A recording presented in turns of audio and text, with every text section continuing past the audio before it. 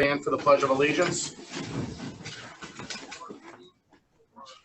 Pledge allegiance to the flag of the United States of America, to the republic for which it stands, one nation, under God, indivisible, with liberty and justice for all.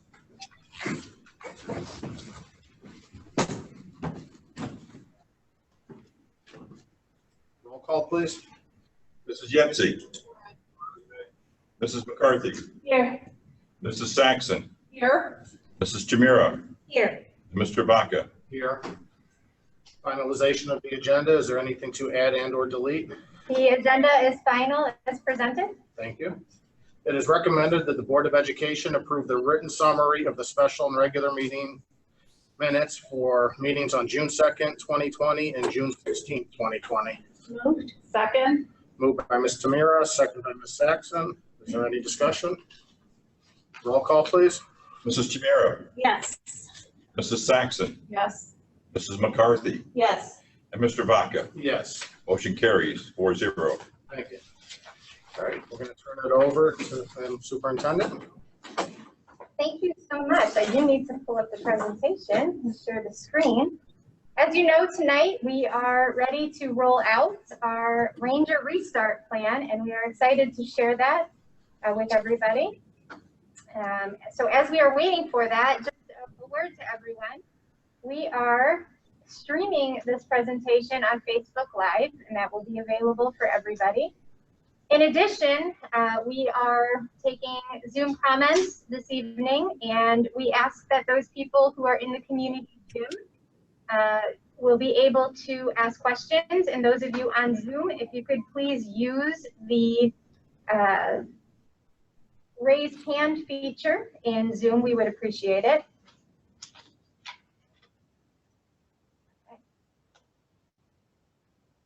So as always, I begin our presentations with our mission and vision, and it is the responsibility of this Board of Education and the administrative team, as well as all of our employees, to carry out this mission and vision. And it is always at the forefront of our decision making as we consider the future of our students and staff here in North Ridgeville City Schools.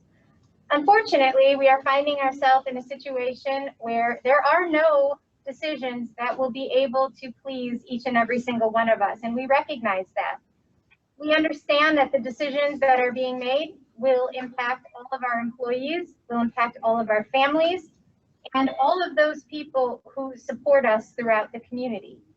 We do understand, though, that this is a temporary solution and look forward to a very immediate future of getting back to a normal in-person school day.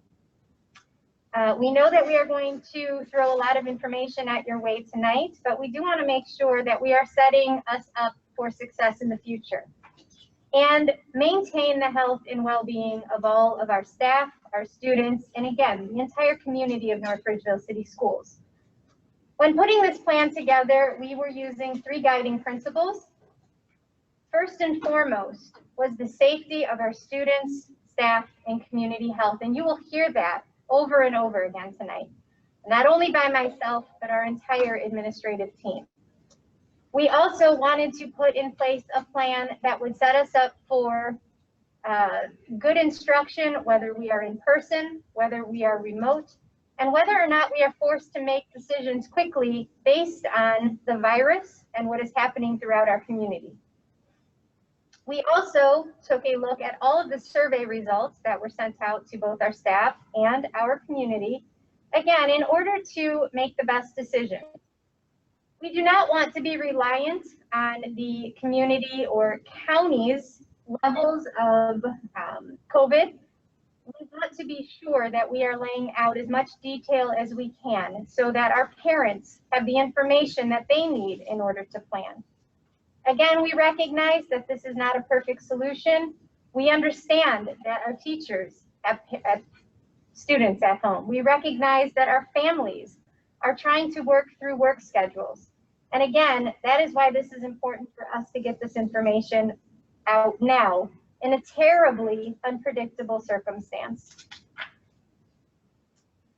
I mentioned community and staff input, and we have several items that we want to share with all of you. We knew up front that childcare would be a concern, and we asked that question to both our community and staff. And we were surprised to learn that over half of the respondents did not feel that childcare would be an issue. However, we recognize that for almost half, it could be, depending on schedule, or absolutely would be a concern. We are taking steps to assist. We are working with our local daycares. We are working with our public library. We are working with other entities to help mitigate some of the concern in regard to childcare. Just want to break down some of the community input that was also very instrumental in putting this plan in place. 20% of our parents were not comfortable sending students back to school with any physical distancing measures in place. This was globally speaking about a return to school. When we broke it down more specifically and talked about specific areas within buildings, talking about a classroom, 23% of our parents were not comfortable with their kids being in classrooms. 35% of our parents were not comfortable with students riding on a bus. 32% of our parents were not comfortable with students eating in a lunchroom. And 53% of our parents supported a 2-day in-person learning opportunity and a 3-day online learning opportunity versus any of the other options that were presented. Some of those other options were 1 week on and 1 week off. Others were part schedules with AM or PM schedules.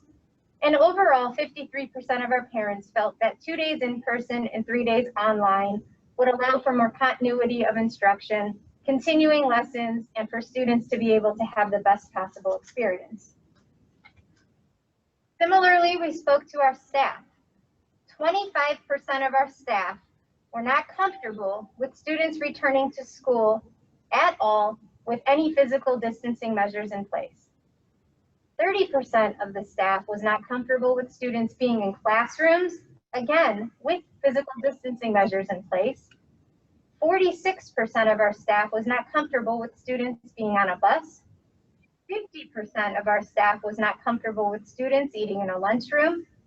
And 67% of our staff supported that 2-day in-person and 3-day online hybrid option if we were forced to be in that situation. We knew quickly from this data that we had to make an immediate decision to offer an online option. Many of you have already accepted that option, and we'll talk about those numbers tonight. Over a month ago, we rolled out what will be a full-time option for students to attend learning remotely for the first semester of school. 48% of parents and staff were not interested, but over half were. And it was very important to us to keep those students within North Ridgeville City Schools. In addition to this data, we patiently awaited the guidance of Governor DeWine. Governor DeWine on July 2nd rolled out 5 guidelines for schools that in North Ridgeville City Schools we are taking very seriously and adhering to the best of our ability. Those 5 guidelines include assessing the symptoms of students, having hygiene protocol in place, making sure that our students have the opportunity to wash and sanitize hands throughout the day, making sure that we are taking extra steps in cleaning and being extra careful about surfaces within our building, making sure that we are striving at all times to keep students and staff at a 6-foot distance in order to maintain that barrier that will help stop the spread of COVID-19. And finally, we were tasked to develop some guidelines in regard to face coverings. We will talk about those guidelines as it relates to staff and students tonight. Before we get to some of those specific details, I would like to turn it over to our Director of Curriculum and Instruction, David Pritt, who is going to talk about the school day and how this will impact our students on any given day. Mr. Pritt? Thank you, Superintendent Caserio. So, as Superintendent said, we have been working hard to get the most quality education that we can for our students. So that has been our priority since day one, while maintaining a safe learning environment. So the first slide just talks a little bit about why not 5 days a week. There are districts that are going back 5 days a week. There are districts who are doing what we are, kind of a hybrid mode. There are some districts that I anticipate won't be going back and will remain virtual. And the advantage to a system or the guidelines that the governor has given us is it allows each district to tailor their facilities, their learning, their students to what can be done. So the slides that we have up for you are actually pictures from our high school. So if you look at the left-hand side, you look at a typical classroom. Classrooms at the high school, student-wise, vary anywhere 25, 26, 27, 28. So as we worked our way around the district throughout the summer, we started looking at 6 feet distancing and what does that do for us? How many students can we fit in this classroom or in that classroom? And what we found is at the high school, a typical classroom would fit between 8 and 11 students, which left us short of even the halfway point of being able to bring in 2 groups of students or split our students in half and do a couple days with one group and a couple days with another. So we knew that we had an issue at our high school. The other place where we knew that we had an issue was with Ranger High-Tech Academy. Ranger High-Tech Academy is very much set up like the high school, smaller classrooms, difficult to social distance. The places where we were really able to take advantage of our spaces to maintain that safe 6 foot distancing would be at the education center, to where we have done some work. Liberty, believe it or not, has finally paid off with their movable walls and being that open concept classroom, because now we can open those up and spread students out. And then obviously here at the academic center, to where we have space. So knowing that it was important for us to get all of our students some kind of face time over the course of the week, we wanted to make sure that we maximized our spaces. For our Ranger Restart curriculum offerings, we really have 2 different options. We have the hybrid learning option, which is going to consist of some in-person time and some remote time. And then we have our full online learning option, which Mrs. Casario started to talk a little bit about. So as we roll into the next slide, we'll talk a little bit about what that hybrid looks like. So with our preschool students, they will be attending on a schedule very similar to what they've done in the past. And the reason that we're able to do that is our preschool classes are capped by student number. So we have a much smaller group of students that we are looking to distribute over a larger class area. So those students will attend AM or PM Monday, Tuesday, Thursday, and Friday, which is similar to what they have done in the past. In the past, their day off was on that Friday. It's going to be a Wednesday this time around. And that enables us to keep our students together, whether they are a Monday, Tuesday, or a Thursday, Friday for our pre-K through 8 program, which is something that, based on the survey results we received from families, was important to consider, was keeping our students together as much as we could. For our K through 8 students, we're looking at a 2-day on, 3-day off rotation. So Group A will be in person on Monday and Tuesday, and they'll be doing remote learning Wednesday, Thursday, Friday. Group B will be doing remote learning Tuesday, Wednesday, and will be in person on Thursday and Friday. And the nice thing about this setup is if you look at grades K through 3, they're going to have that same classroom teacher for both of these. So if I am a Group A teacher, I'm going to teach my students in person on Monday and Tuesday, and I'm going to be that remote teacher Wednesday, Thursday, Friday. If I am a Group B person, I'm going to teach those students remotely Monday, Tuesday, Wednesday, and I'm going to be in person with those students on Thursday and Friday. And that's critically important because it helps us build relationships amongst teachers and students, and really builds that connection that once we're able to return in a normal fashion, which all of us want to do, we have those relationships established. At the high school level, we're looking at a 1-day on and a 4-day remote. And that does a couple of things for us. Firstly, is it allows us to use the academic center to house our students on that Wednesday. And that's beneficial to us because the high school does not allow us to social distance. The academic center will fit most, if not all, of the high school courses on Wednesday in a truly social distant fashion. So that was important to us as well, was that we were providing that same safe classroom experience for all of our students, regardless of their pre-K students or our 12th grade students. So that's why we're looking to bring those students in on Wednesday. The other piece of that we need to talk a little bit about is with the transition over to the academic center, we're going to be looking to move our high-tech academy classes to the academic center as well, so that they have that same safe learning environment. It will be the same teachers, it will be the same PBL and STEM programming, They will have their own studios within the building itself. So they're going to have all those comforts of Ranger High Tech Academy that they know and that they love and the people that they know. It's just going to be in a new location. And again, that will allow us to work through making sure that those students can have their 6 feet of social distancing. Mrs. Durkin still oversees the program. Mrs. Durkin is still on site here. So it's really just a new location for the program that we know. Our second option is the full-time online option. Mrs. Casario talked a little bit about the numbers and the need to offer this program. And what's particularly important for me is really that fourth bullet point down.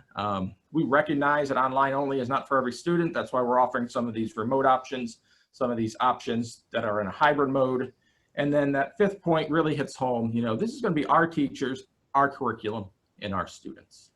And where that really strikes a chord is we recognize that at some point in time, things are going to return to normal. Students are going to be back with us 5 days a week. This makes sure that when that happens, if it were to happen during the school year, the students that are coming back to us from online are exactly where they need to be curriculum-wise. So we have had experience to where a student might be with us and then may take off and do an online school for a while and come back. And those gaps sometimes they had when they left have grown. This ensures that our students are coming back to us. They know our curriculum. They've been tested. We've got good data on them. The report cards on them can tell us what they know, and they can move right into a regular classroom without missing a beat. I need to update this number again. So this number was 634 students have chosen the online only component. That's about 4 o'clock. We're now actually pushing 645 on that number. So registration for the online piece is open through Thursday, the 23rd, which is 2 days from now. Then from there, we're going to be able to start making some decisions that affect some other areas of operations once we know how many students are going to be online, which will be something that Mr. Juncker, Mr. Brown will be talking about as we move through here. So to help facilitate this smooth transition to the school year, we're looking at making a couple of different things happen. The first one is we're going to be looking at pushing the student start date back by about a week. So under the current situation, students were scheduled to start on about the 20th of August. We're going to start instruction now on the 26th of August. So on the 26th, our high school students will report in person so that we can have those conversations and we can get to know your activities out of the way to kind of lay out the expectations of what an online schedule might look like. Also on our 26th, our students that are fully 100% online will start their instruction that day as well. On Thursday, the 27th, our Monday, Tuesday group, our group A students are in person, again, for those type of activities to where we can meet the teacher, we can talk about policies and procedures, make sure that we've got all of our logons that we might need for remote learning. On Friday, the 28th, that will happen with our group B students. They'll be in on that Friday. And then on Monday, the 31st, we'll actually begin our standard schedule of Monday, Tuesday, group A, Wednesday, our high school students, group B on Thursday and Friday. So we've got a lot to think about, and some of these decisions have been ironed out smoothly. Some of them are still in the development phase. So we know that as part of the school day that we're going to request that the health assessments for students be done at home. And that is really a simple 4-question checklist for students before they get on the bus in the morning. There's a number of reasons why that's being recommended to be done at home. That recommendation actually comes from our health department. It talks about the importance of having it done before a student might get on a school bus. We really want to make sure that's happening. If a student gets to school, however, during the day they start to feel under the weather, obviously we've got our nursing services here in place. We've got our healthcare associates that can assess a student and determine what those next steps are. And some of those steps will be covered again later in our presentation.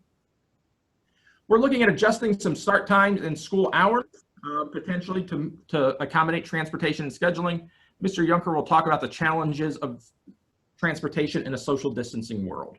We do not anticipate that start times are going to be significantly different than where they are right now. But that's not to say that once a transportation piece takes place, that we're not going to have to adjust and shift those times slightly. We recognize, again, as we talked about earlier, that this is a challenge for families, and we're intent on getting that information into your hands just as soon as we can. Get a lot of questions about recess. We're going to have recess. What does that look like? The health department does recommend that we do, in fact, have recess for our students or some kind of structured outside time. So we are looking to get students outside during the course of the day. That's going to be a priority to us to make sure they're getting that exercise, make sure they're getting out. They can have a break for masks. They can get some fresh air. That's critically important for all of our students. So we will have to modify our drop off and pick up locations, and we'll work that through, and again, get that out to you closer to the start of the school year, what that looks like, so that we can, again, keep that 6 feet of different distance to the best of our ability between our students coming and going from the buildings. One of the disappointing ones for us is, as we try to really take our students and put them in a little bit of a bubble here at the school, one of the recommendations that has come out is that visitors and classroom volunteers not be permitted. So at the beginning of the school year and until things can change for us, we're not going to be having those outside people, as much as we love them, be able to come into the building, as that just increases exposure for our students. And then the last bullet point on this page, at least, is before and after care is still being worked out. So as Mrs. Casario said, I'm working with some of our local daycares. Mr. Junker is working with our YMCA program that we've worked with in the past. And as we get things kind of firmed up there, then we'll be able to share those details out as well. Course offerings. So course offerings are in the process of being finalized. And that is not any different than it would be this time of year in a normal school year. So they take requests from the high school. We figure out exactly how many students we have for each section. Can we make this course run? Can we not make this course run?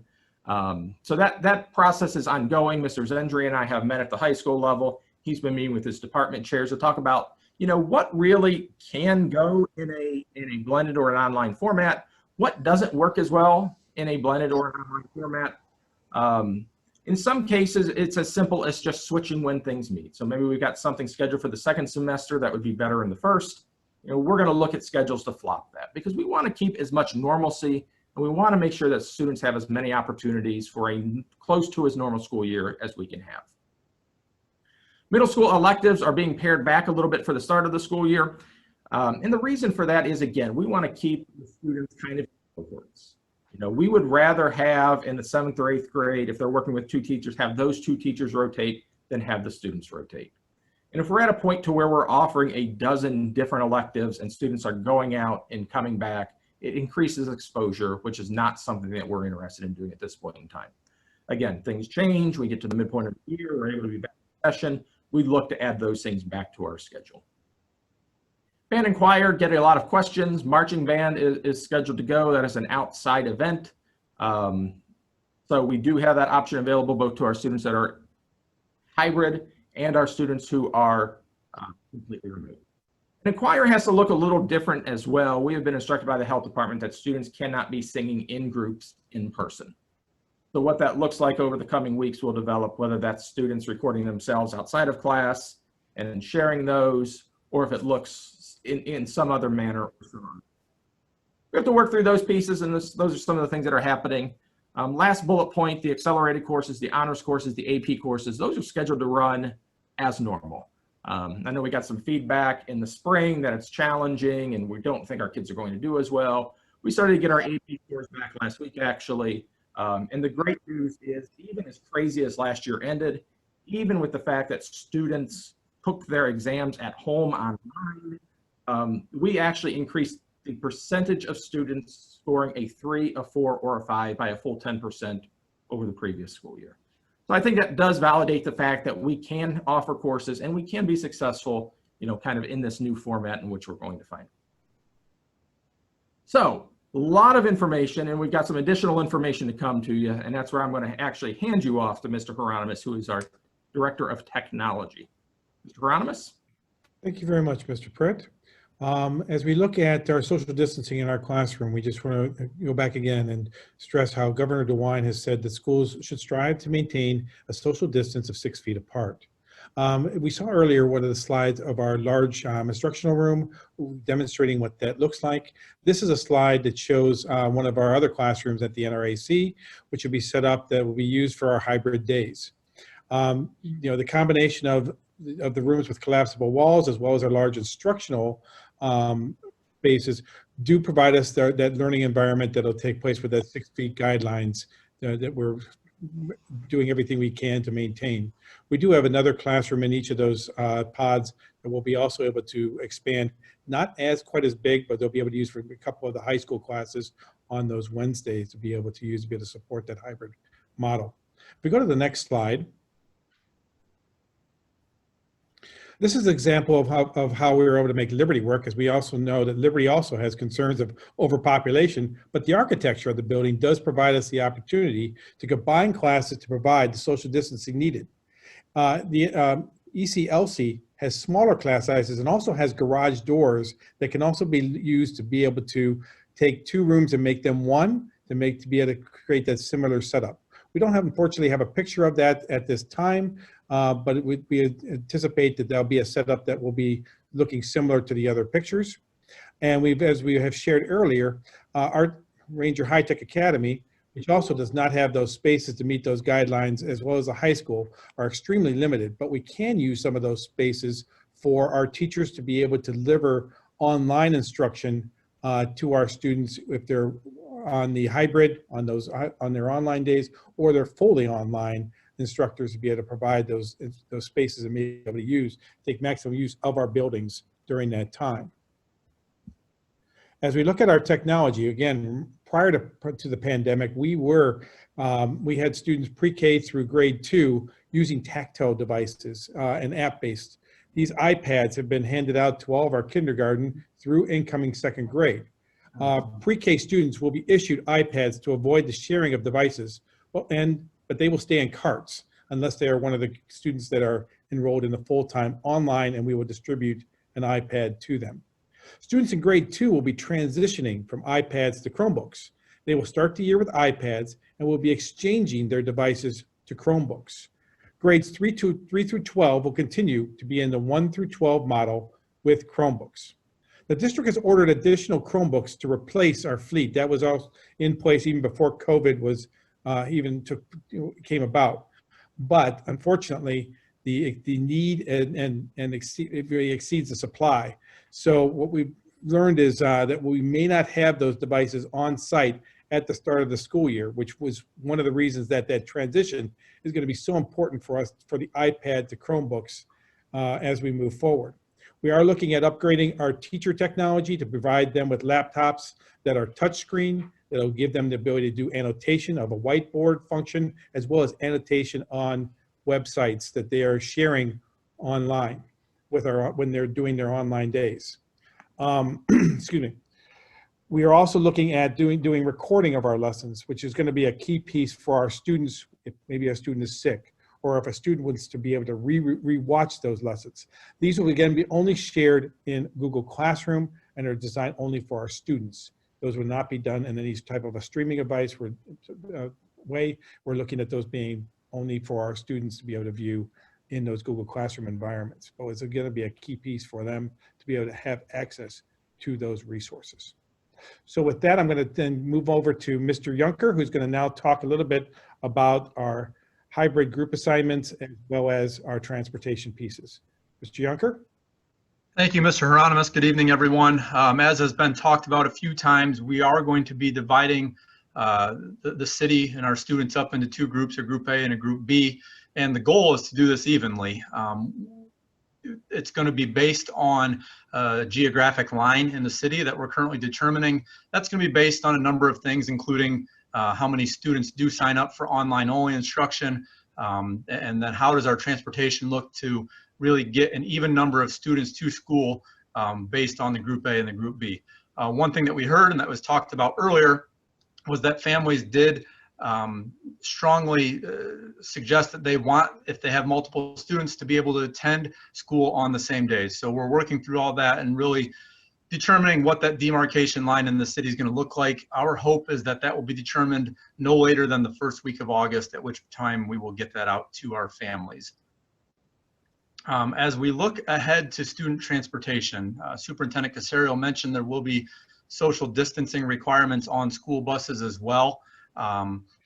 This, as you can imagine, will reduce the overall number of students that will be permitted on a bus at one time. To give you an idea, a normal school bus will seat 72 students.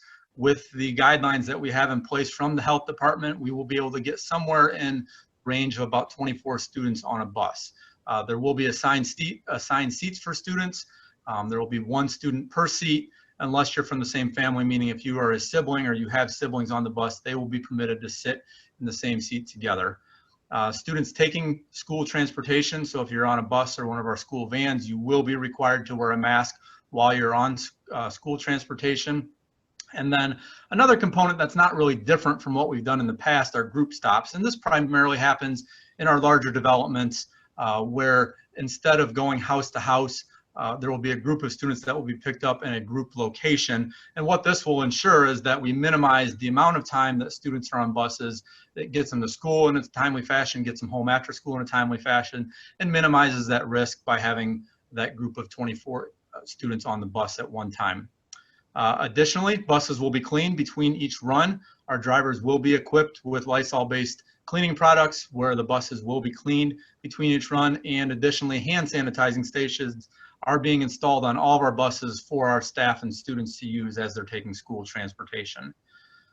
This will move into our building cleaning procedures that are in place.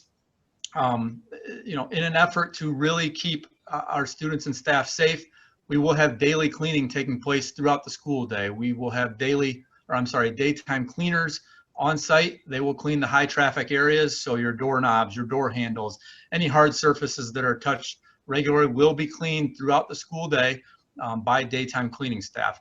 Additionally, our standard nighttime cleaning will take place throughout the district, and this will consist of a thorough cleaning throughout all the surfaces and spaces in all of our buildings, learning spaces, community areas each night.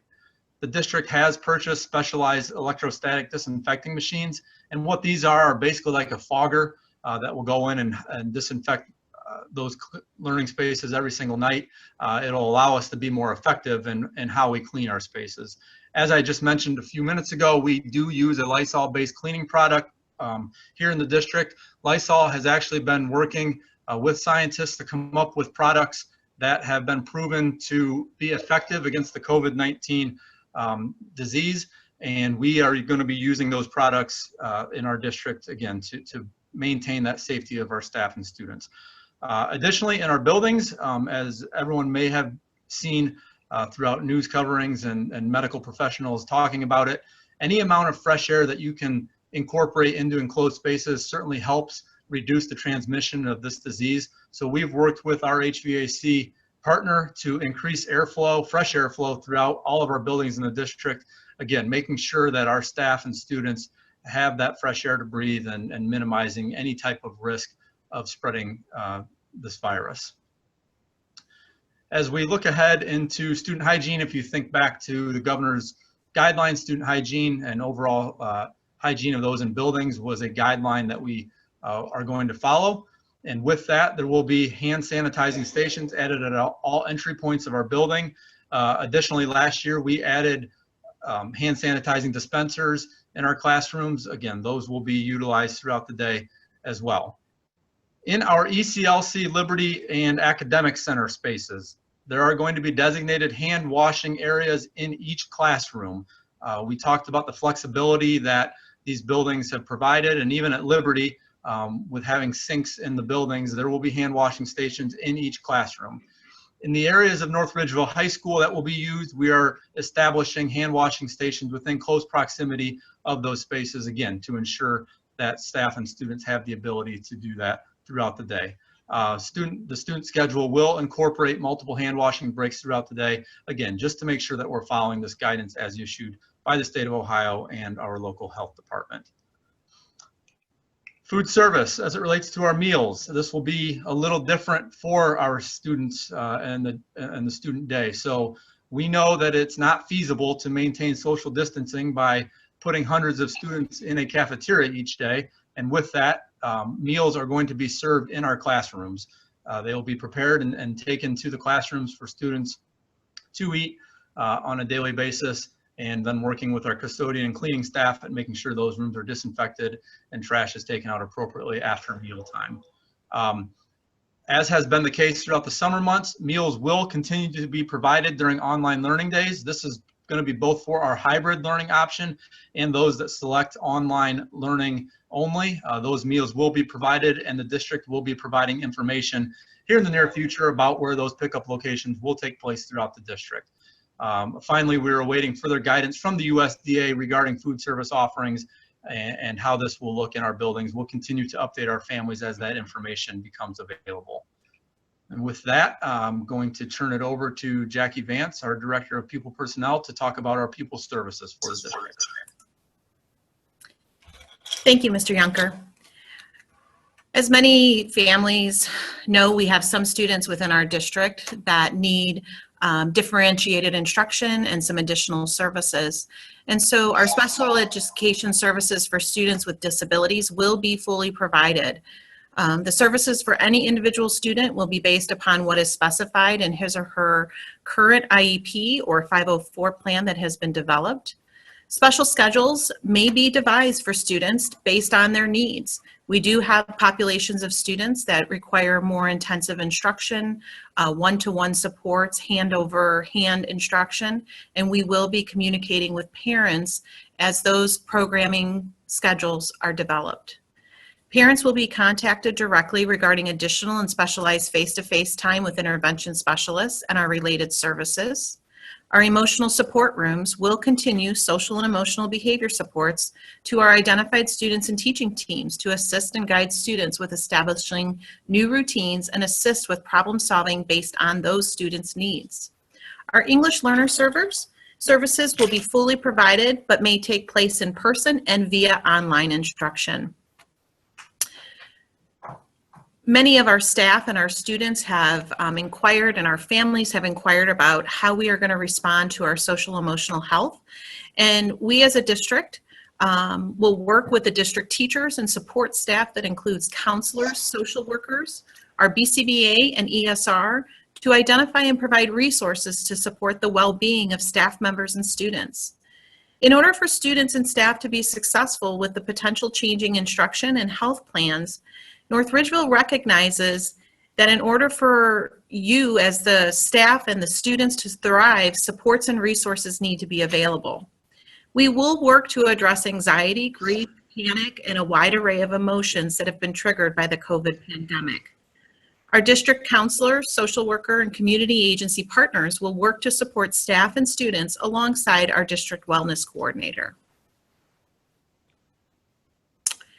Our district health services. Students who exhibit symptoms will and must be immediately separated from others, and that student must be given a face covering along with additional documentation of a health check. The district will designate an isolation room or an area for students who exhibit symptoms to wait for parent and guardian transport. The area will be separate from the clinic and other areas that the students visit, and the area will be supervised by school personnel maintaining physical distance and wearing PPE. We will thoroughly sanitize any areas of the building occupied by an individual exhibiting symptoms. We will continue and will work with the Lorain County Board of Health, and they will also notify us if cases have been verified. I'd now like to transfer over to Keith Ahern, who will also discuss additional programming. Thank you very much, Ms. Vance. When you talk about extracurricular activities, we have all committed in this plan to making sure that we respect the whole child. And we understand that many children develop strong relationships with adults through extracurricular activities.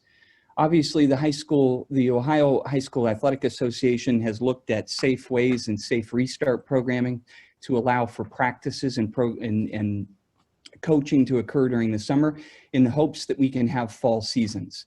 We're also looking at opportunities to give our students connections, whether it be through music and marching band. Band camp has started this summer.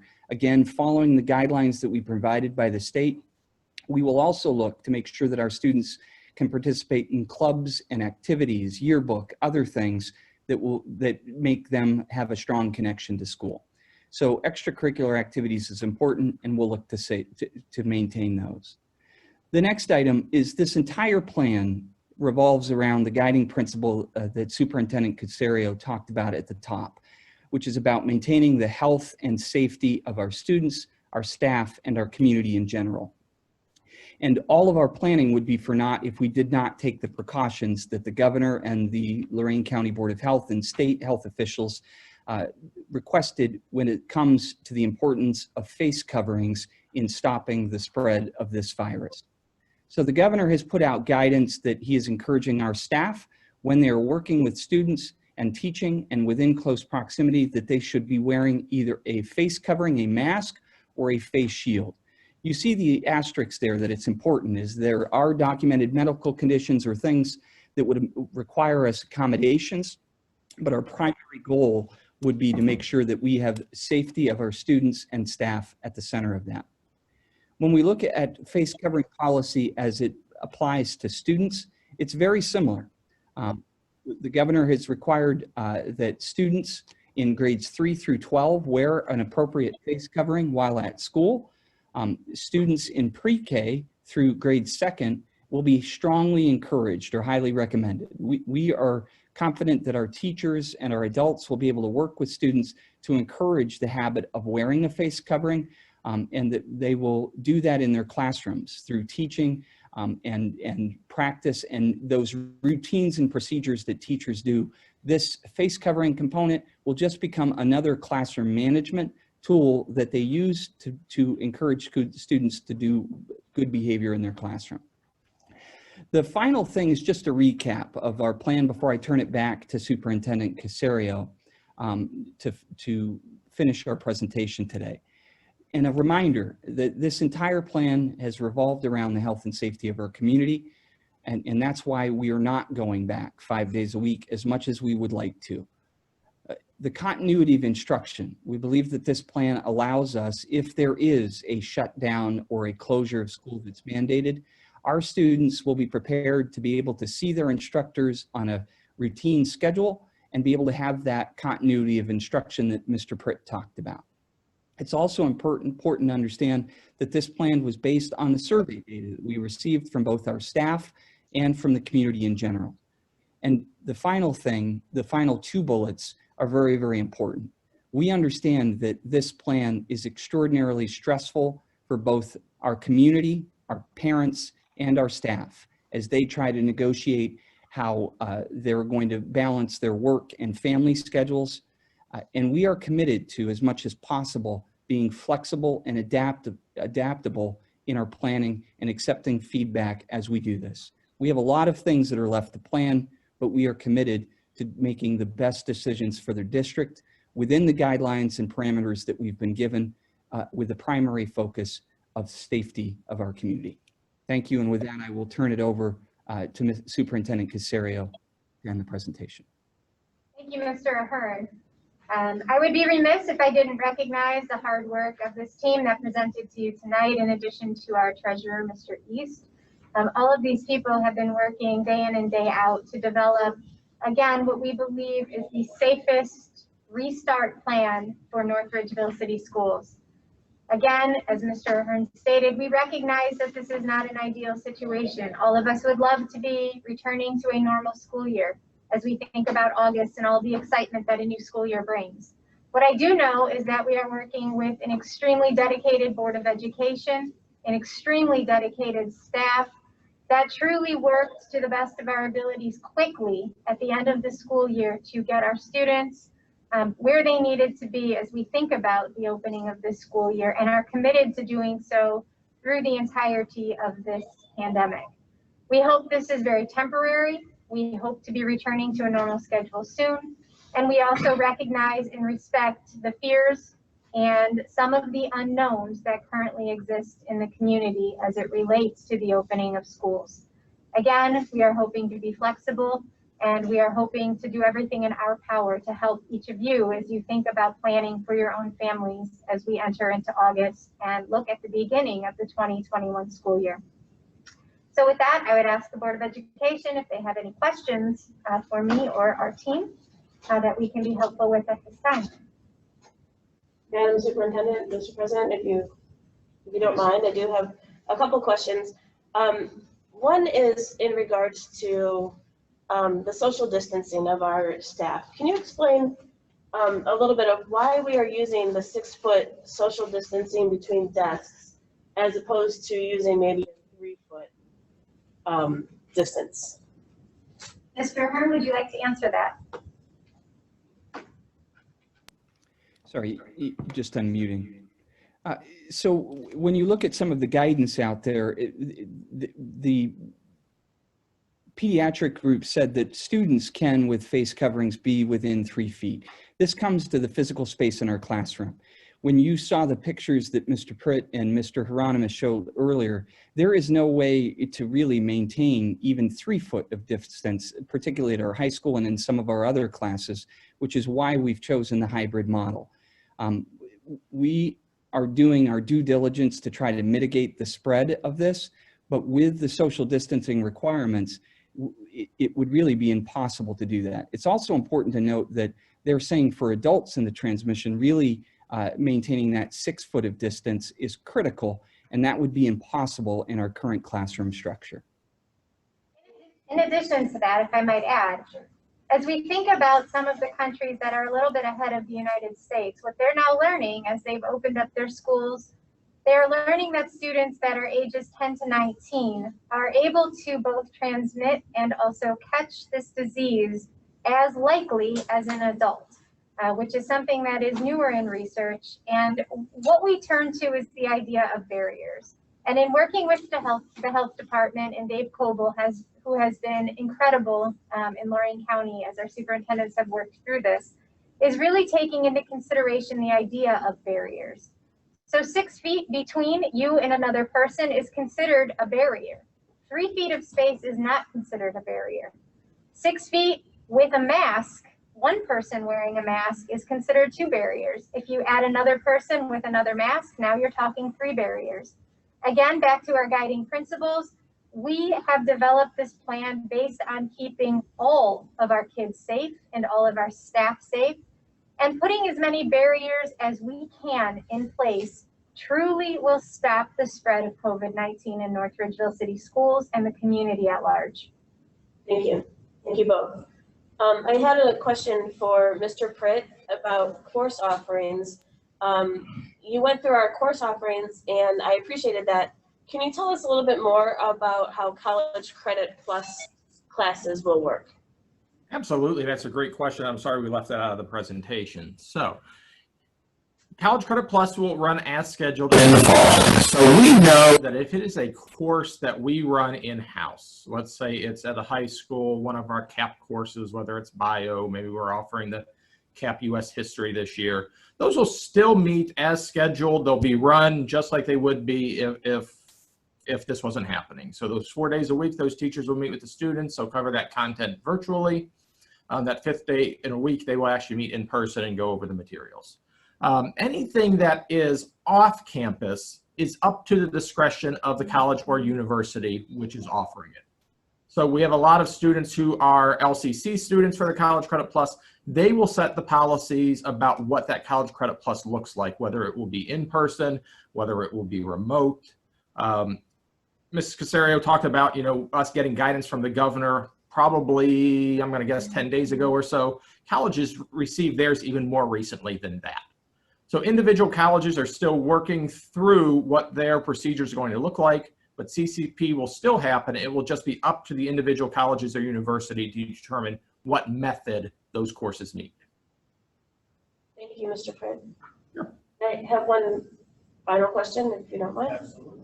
For Mr. Yunker, can you describe a little bit about cleaning of hard surfaces in the classroom? And I'm specifically talking about on Wednesdays when we have high school students that will be likely, more likely to be moving from classroom to classroom. How would that work? Sure, absolutely, Ms. McCarthy. And to take it a step back a little bit, there will not be the class changes on the Monday, Tuesday, Thursday, Friday, like there will be on the Wednesdays. And to answer that question, our maintenance team is working to bring in cleaning products that can be used by either our cleaning staff or potentially with the help of teachers that don't require necessarily wiping down surfaces, because this Lysol products that I've mentioned, they make spray-on products that have a 5-minute kill rate. So meaning you spray down any hard surfaces, and after 5 minutes, they've been tested and proven to kill off any part of the virus that might be sitting on those hard surfaces. So we're working to finalize what that looks like, but making sure that every classroom space that we have will be equipped with those cleaning supplies for our cleaning staff and or teachers to use between those class changes. Thank you, Mr. Yunker. And finally, I just have one comment. I think, Mr. Ahern, when you were talking about face coverings and guidance from the governor, I think you said required, the governor is requiring face masks in grades 3 through 12. And I think that's what I heard you say, but I think what you meant was he was recommending that for grades 3 through 12. Yes, he is recommending it. It's up to local control. So if I said required, I misspoke. I apologize. Thank you for correcting that.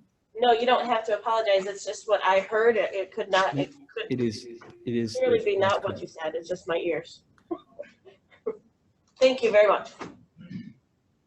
And while we're discussing face coverings, we talked about face covering breaks. Can you give us an idea how that could look in the classroom throughout the day for our students? Again, that is something that we're going to have to work out as we talk about these classroom control issues and how teachers do it. It could be an area where the students are allowed to remove their masks with permission from the teacher. It could be taking them outside for a mask break. Again, the whole purpose of this is we understand that it can be uncomfortable to be in that situation, and we would try to build out through the instructional day opportunities for students to be able to take a break from the mask. Thank you. I have a couple of questions. Have we received any guidance yet from the JVS regarding those students? Do we know what their plans yet? At this time, their intention is to bring students back in a limited capacity. We don't have details. What we do know is that our students at the high school will still be transported to the JVS unless we are told otherwise. But at this point, we do not have the full reopening plans from the JVS. Okay, thank you. And then Mr. Pritt or Mrs. Caserio, if a high school student is an online student, on the Wednesdays when the hybrid students will be in person, what will that online student be doing? Will they have the same instructor? How will that look? Mr. Pritt? So to the extent possible, we are hoping to keep online students and online teachers online and those in the hybrid mode in a hybrid mode. If we were able to do that, that Wednesday would just be a normal day of instruction for those students with that teacher. You know, part of all of this is the scheduling piece with the high school. And some of these decisions we won't know until this window closes. How many sections of English 9 do we need? How many sections of geometry do we need? So that's the piece that we build out next. Again, our hope is that online students, they will simply be online. They will not report on that Wednesday. And whether they are still meeting with their cohort or whether the teacher is pushing work on that particular day for the students to work on is up in the air. You know, we have seen from the feedback from parents when we did this in the spring that having that live connections with teachers is important. We have heard from them that it's important that the teachers are delivering instruction. And that's really the model that we're moving to this fall, is making sure those teachers are meeting at regularly scheduled times with their students, be it in person or online. So the exact how that will look will be determined in the next couple of weeks. But again, if you are a truly completely online student, you know, that Wednesday will not be a report day. It'll be an at-home work day. Okay, and then additionally, if a hybrid student falls ill, a high school hybrid student falls ill on a Wednesday, will they be able to participate from home, or will they just be marked absent for the day?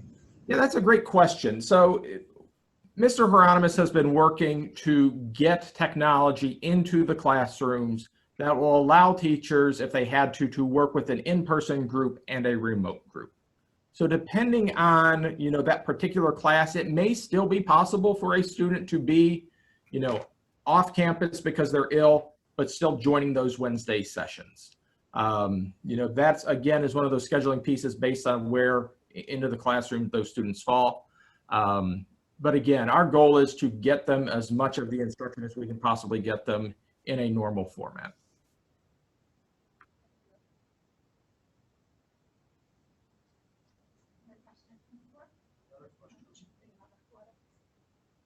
As I know we're going to move into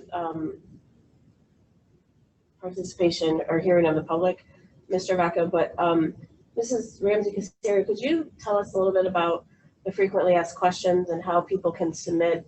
Because we know there's going to be more questions as we start to iron out the details and the specifics in regards to this Ranger Restart Plan. Yeah. Could you give us a little bit of information about that? Absolutely. Thank you for asking. So we do have a frequently asked questions document available to our community and our parents. If you click on that document, I believe it is up on our website.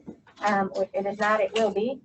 We will be able to take your questions that you submit via that form. And what we are doing is we are utilizing your questions, coming up with comprehensive answers and adding them to that ongoing FAQ sheet. Again, as Mrs. McCarthy said, as some of these details become clearer, you have more questions, and we understand that.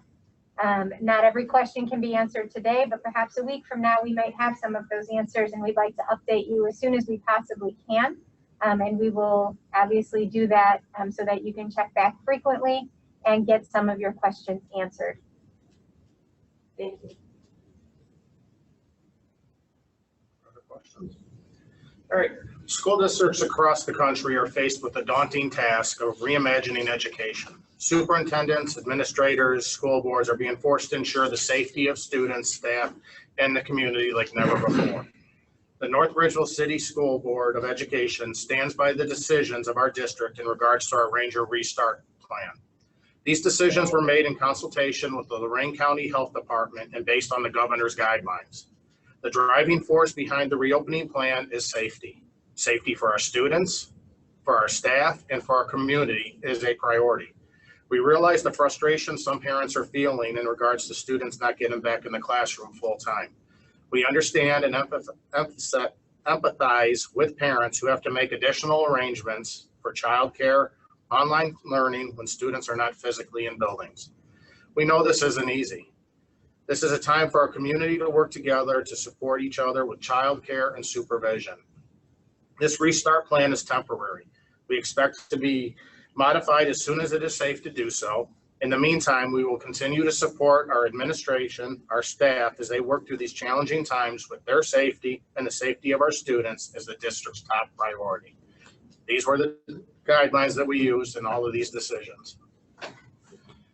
Again, I just want to thank the Board of Education for your support and your feedback in this entire process. And as we've all stated, we hope that this is very temporary and hope to be able to return to a normal school schedule as quickly as possible. So thank you to all of you for your help and support in this planning. All right, we have no announcements this evening. So here's an opportunity of hearing of the public on agenda items. In order for the Board of Education to fulfill its obligation to complete the planned agenda in an effective and efficient fashion, a maximum of 30 minutes of public participation may be permitted at each meeting. Each person addressing the board shall give his or her name and address. If several people wish to speak, each person is allotted 3 minutes until the total time of 30 minutes is used. During that period, no person may speak twice until all who desire to speak have had the opportunity to do so. Persons desiring more time should follow the procedure of the board to be placed on the regular agenda. This is an excerpt from Board of Education Policy 0169.1. Mr. Hieronymus, if you could monitor and give us feedback as to who is speaking. Again, we ask that you share your name, your address before you address the board. All right, thank you very much. Because of how many people we are connected, we're asking you to use the raise hand function in the Zoom conference. And so we're going to start off with our first person, and I'm going to just call you out and then help try and then ask you to unmute. This will be Katie, and I'm going to then hit the ask unmute button for her. Hello. There we go. Hi. My name is Katie Rogerson, and I'm at 7346 Songbird Lane. And my question is in regards to special education. I have a second grader, going into second grade, and right now I'm considering strictly doing homeschooling because during the spring, it was very overwhelming with all of the communication coming from OTs and speech and intervention specialists and teachers.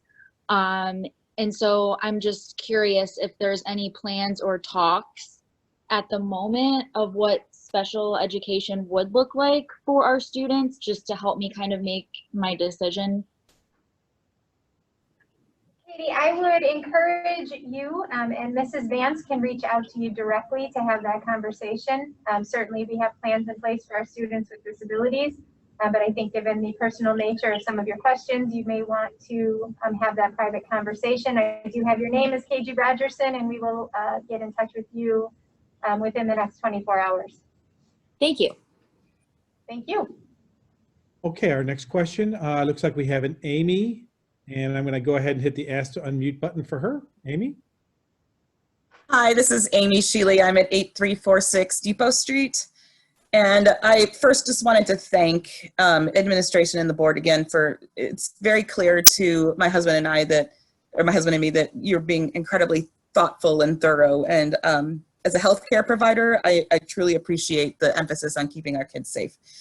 That said, I had a few more questions about, not to harp on the fine arts. I heard that choirs, so my son's an incoming freshman, show choir, concert choir, it sounds like it's going to be not in person. Would he be able to do all online learning and still participate in those classes? And then what about concert band, since that's an indoor class? Is that canceled? Is that in person? Could he pick up an elective? So again, Amy, I missed your last name. I apologize. Sheely. Sheely, okay. Again, I think this would be a conversation with Mr. Pritt.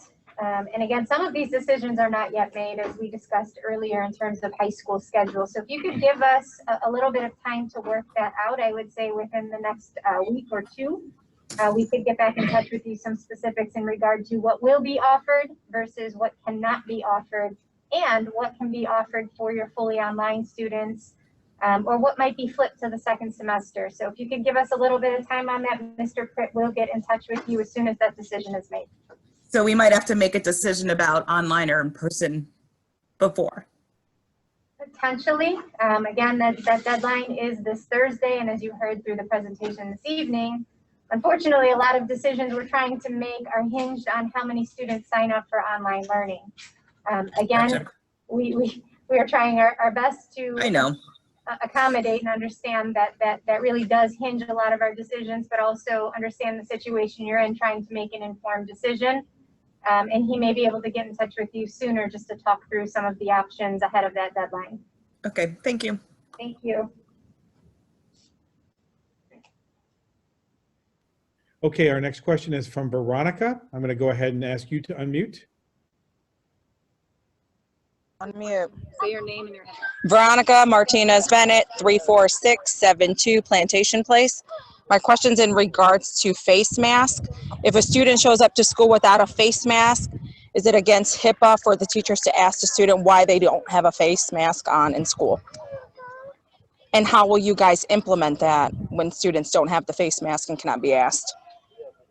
Yeah, very good question, Veronica. So we have implemented a face mask guideline to our school handbook, or student handbook, and that is inserted and will be reviewed by the Board of Education this evening. And that is something that we will enforce as we do with our code of conduct in regard to face masks. Now, again, as Mr. Ahern said earlier, if there are documented instances where it is against a medical condition to wear that face mask, we would ask that the parent would communicate with that building principal and send in that documentation with that doctor's order not to wear the face covering.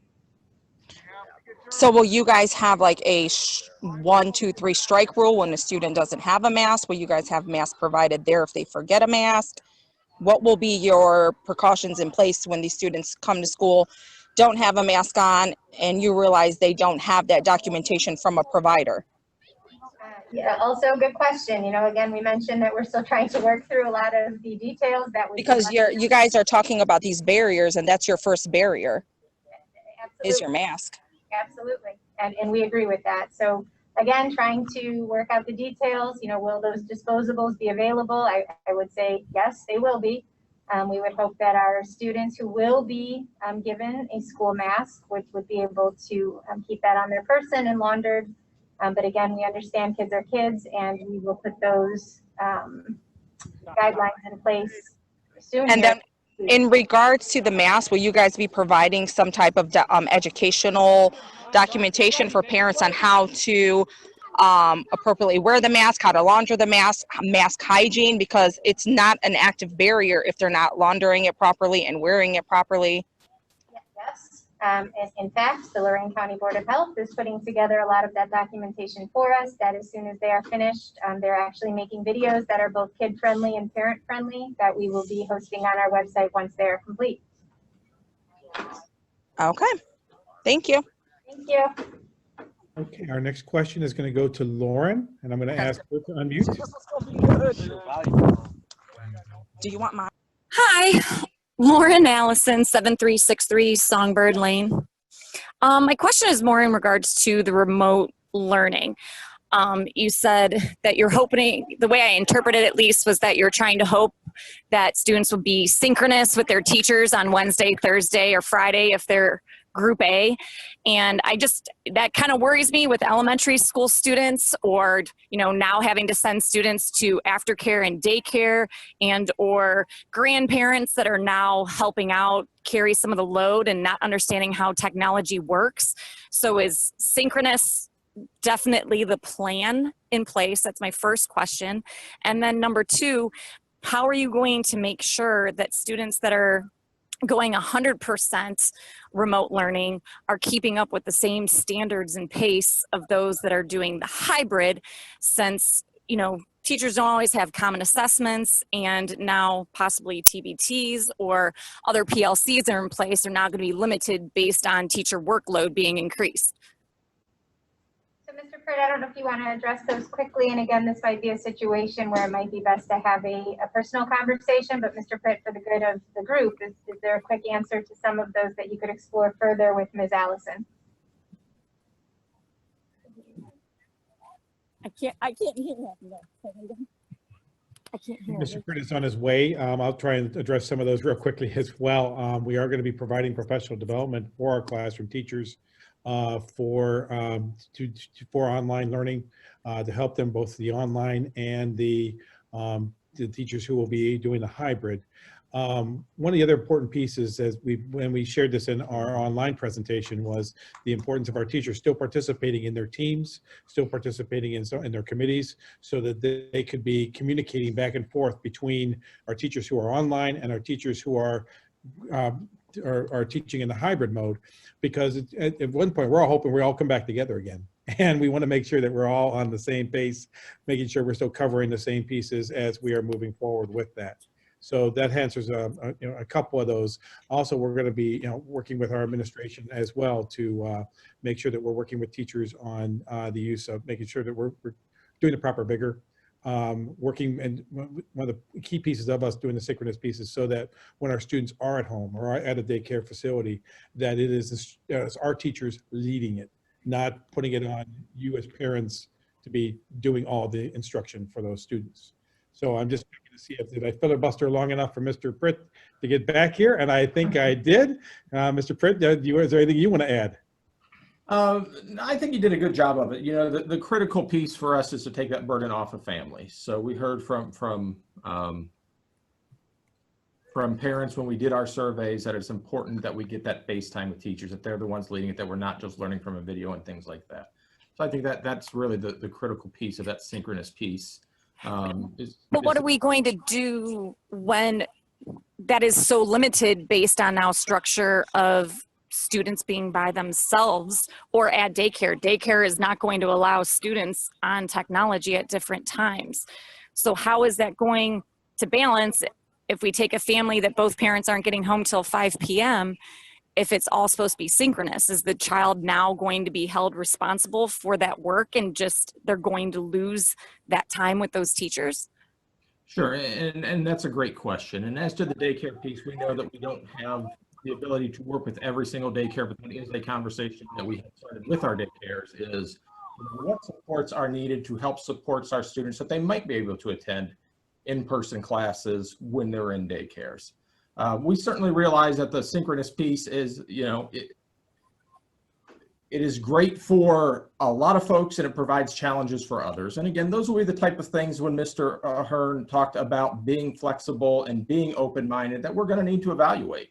Maybe it becomes not a 5-day asynchronous, maybe it's something a little less than that, and then we fill in with the other pieces. So again, as we said, not one perfect strategy anywhere. It's trying to find the best and be flexible with what we have to make sure that we can still meet the needs of the student, meet the needs of the parents, and have them in a good place when we ultimately return.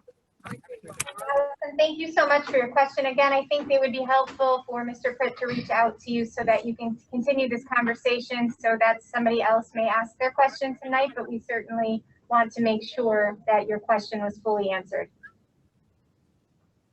Our next question we're going to reach out to is Ms. Kathy. I'm going to go ahead and give you the permission to unmute. Yes, thank you. My name is Srinivas Kathy. I live on Depot Street, 8303 Depot Street. My question is, I appreciate all the work all of you are doing and the thought of flexibility.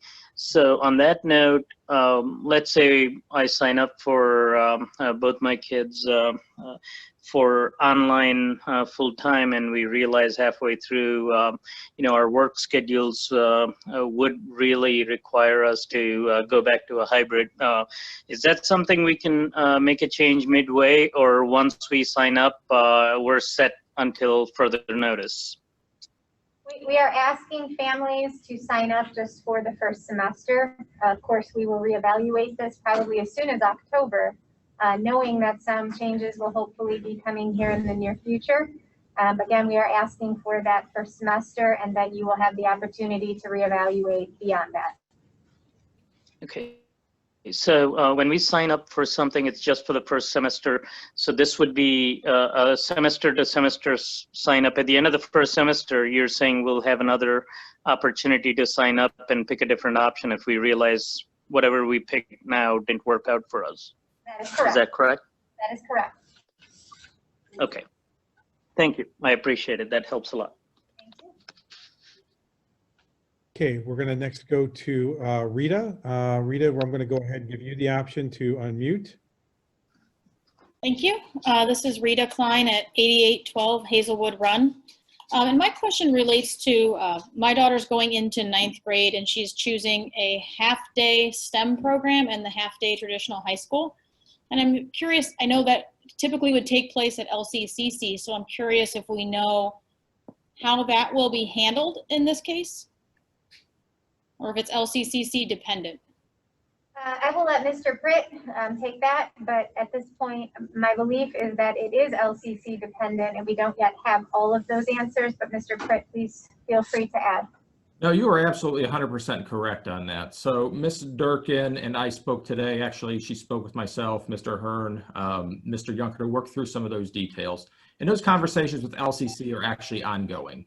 So LCCC has to figure out their return and what that looks like, in addition to looking at our return as well and figure out how we fit into that piece.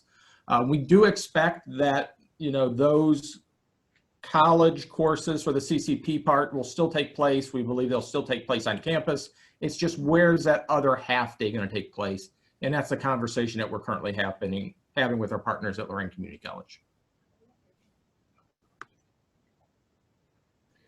Okay, our next question is going to go to Sarah, and I'm going to go ahead and ask her to unmute. Hi, good evening. Sarah Gifford, 34773 Hardwood Drive. Again, thank you all for putting together an excellent plan. My question this evening is, what happens under the hybrid model if a child or a teacher tests positive for COVID-19? Excellent question. And obviously a question, Lorraine County superintendents as a whole have. What Lorraine County Health Department right now is putting in place is really those guidelines. So we know that once a student or a staff member were to display any symptom while at school, they would be immediately removed and put into a setting that is separate from any other area. So it would not have anything to do with our current clinics. It would be a very separate and specific space where the health aide in that space would be equipped with PPE beyond what would be in a normal clinic. The parents would be immediately consulted, and the student would be sent home. What happens next is where we're still trying to hammer out details. And the health department has made it very clear to us that they actually will step in at that point and communicate with the family should there be a positive case.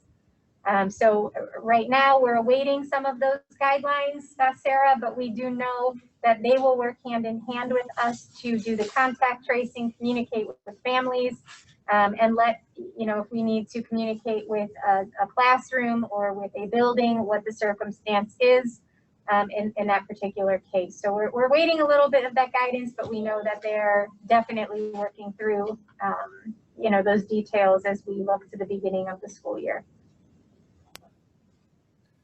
And it looks like we have one last question, and it's coming from Amber. So Amber, I'm going to give you the option of, well, actually, it looks like I'm actually able to unmute you. So go ahead, Amber. Hi. Following the first, I think, handful of people, I wanted to say serious respect. I didn't even know what I wanted to happen with my kids. So you guys making the decision, not for me, but giving me options, I truly appreciate. I don't know if this is allowed, so interrupt me if it isn't, but I'd like to ask 3 questions, no answers, and only answer the one that you have a definite answer for. Amber, can you repeat your last name and your address for us, please? Oh yeah, I'm sorry. I'm Amber Aliff Boos. And can I just say I live on Cornell? The street address thing throws me off. Sure. Okay, so I'm on Cornell, and Amber Aliff Boos. So the 3 questions are, as I understand and believe, I'm sure, everybody, the kids' safety is in mind, but with the face covering and the cleaning with the Lysol, obviously, if anybody has cleaned their house with Lysol or bleach, whether with a mask or without, you have an intense, overwhelming feeling. A lot of parents' concerns are covering their children's mouths for so long throughout the day. Has research been done, or has somebody looked into, I haven't, but has somebody looked into, I haven't yet, let me clarify, but has somebody looked into the effects of Lysoling? Maybe there's a better product. Is Lysol just the first go-to? Or maybe there's a better product that we're not just like contaminating the air with chemicals and covering our kids' faces, but maybe like would be a little bit easier on them already being confined. Question number 2 was the online curriculum. I understand like motions are still in play and all that good stuff, but is the kids at home, is it even a discussion for the kids at home to be strictly Zoom in the hours the kids that are attending school are on their computer and they're just pretty much virtually sitting in the classroom? And then 3, are online students going to, if sports are even going to happen, are online students going to be able to participate in contact sports if they're not attending school and they've opted out for the first trimester? Thank you. I can answer number 3. I think Mr. Pratt or Mr. Hieronymus can answer 2. So our students who are online have every option to attend extracurricular events, who are able to participate in any of our sports that may or may not be offered, and any other, I guess, offering within, you know, reason based on the circumstance that would allow them to participate. Yeah, I can answer 2, I think. So in some cases, we will have online students who will be attending, you know, an in-person class. And what I mean by that is there will be some cases based on maybe class size, based on maybe we don't have enough students to run a completely online section of it, that will be in class with their peers through the use of technology. So that is a possibility. Where that limits us a little bit is it runs into, it's not as interactive as it would be if we had a teacher who could interact directly with that student. So our hope would be, to the extent possible, is we'll keep those remote cohorts together, we'll keep our in-person together, but there potentially is some crossover if we don't have, you know, the numbers that we need to generate a section all by itself. Thank you so much, Ms. Boos. Mr. Mr. Haramis, do we have any more? We have one last question. It looks like we have a Sue who would like to ask a question. I'm going to unmute her. Hi, this is Sue Bayer. I hope you can hear me. I just have a question in regards to the schedule. If students who are in groups A and B, if they have off, say like on Labor Day, how does that affect the students who are in Group B who are off on Thursday and Friday with the scheduling? Or like for the week of Thanksgiving, typically they're off Wednesday, Thursday, Friday. How does that affect the students who are in Group A and B? Or I'm sorry, in the Group A? Yeah, so they will still be off. Again, we will follow the same school calendar. What we have looked at is when you look at the number of Monday holidays versus, say, Friday holidays, over the course of the school year, they actually pretty much even themselves out. So there's not a gigantic discrepancy on one side or the other. So we intend to run that normal school week. My hope is that we don't get very far into the school year and then we're all back in person. But if it does have to run its course this way for some period of time, if you look at count up the A days versus the B days, we're almost in exactly the same place. So it does seem like that might be different, but it's very, very similar actually in the number of days that students would be in session. Okay, thank you very much. Good thing. Well, it looks like that concludes the Q&A for this at this time. I'd like to thank the community members that participated this evening. We appreciate your questions. We appreciate your support. Please refer to the FAQ as often as possible. If you have questions, please fill out the form. We will get those questions answered in a timely fashion. And some of your questions may have already been asked and answered on the FAQ. So as a community member and a parent, I would absolutely encourage you to refer to that frequently because questions are being asked and submitted on a somewhat regular basis at this point. Thank you for your support. Thank you for your patience. We know this is trying times for all of our parents in our community.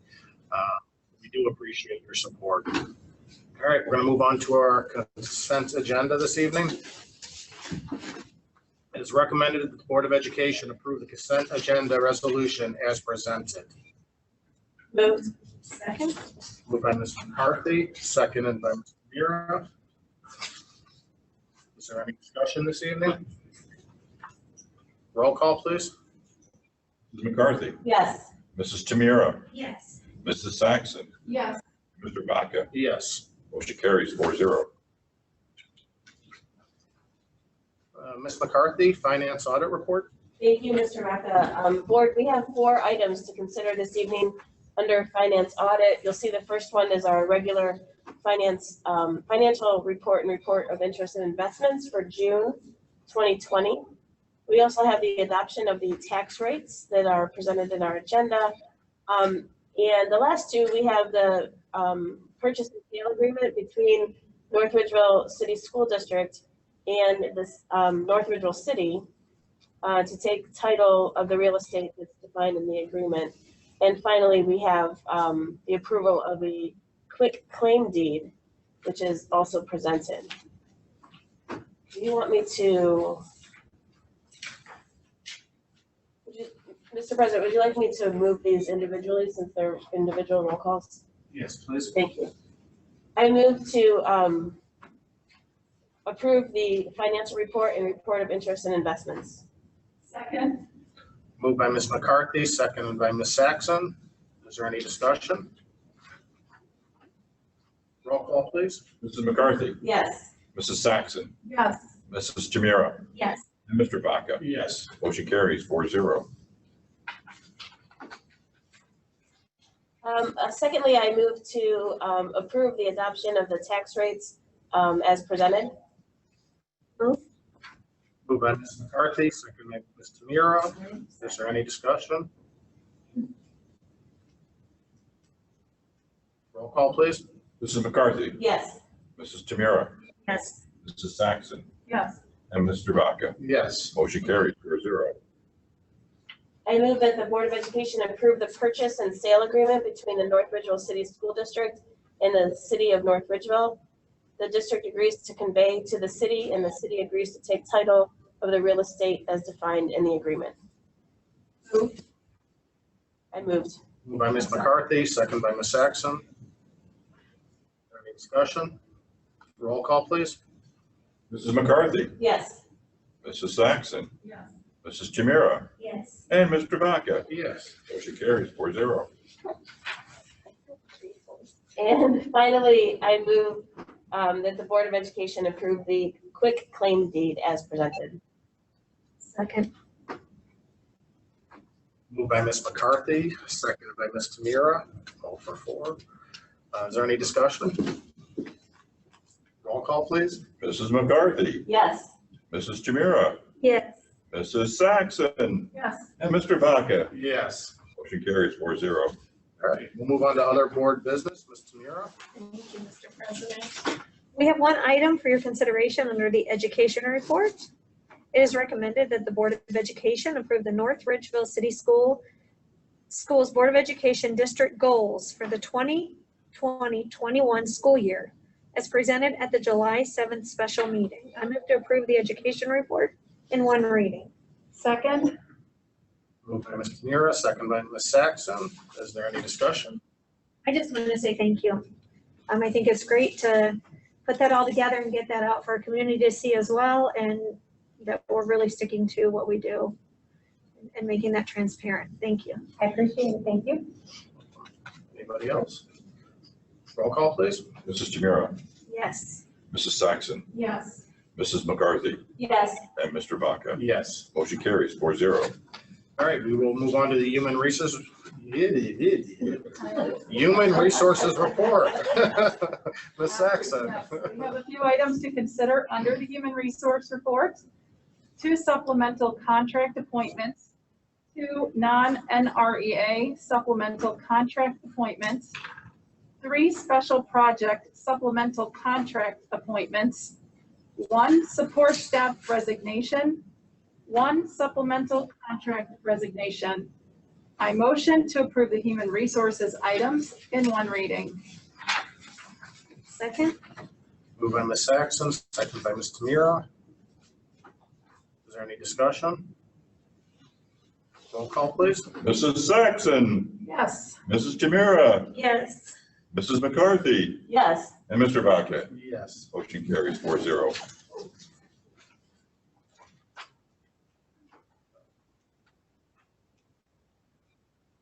Here's an opportunity of hearing of the public on new items. If there's anybody still in attendance that would like to address the board on something that is not on the agenda, now's your opportunity. So we'll use the hand raise feature again because we still do have a good amount of people in the conference. So looking for hand raises. I do not see any at this time. Thank you. Patricia Ellis, currently employed by North Ridgeville City Schools as the payroll supervisor, is retiring and seeking employment in the same position immediately following her retirement, pursuant to Ohio Revised Code 3309.345. Mr. Vaca, this is the notice, the public notice that we're giving for this retiree hire, correct? Correct. Thank you. That was clear as mud on my behalf. I apologize. All right. It is recommended that the Board of Education enter into executive session to discuss the employment of a public official. Moved. Second. Moved by Ms. Tamira, second by Ms. Saxon. Roll call, please. Mrs. Chimera, Yes. Mrs. Saxon, Yes. Mrs. McCarthy, Yes. and Mr. Vaca. Yes. Motion carries 4-0.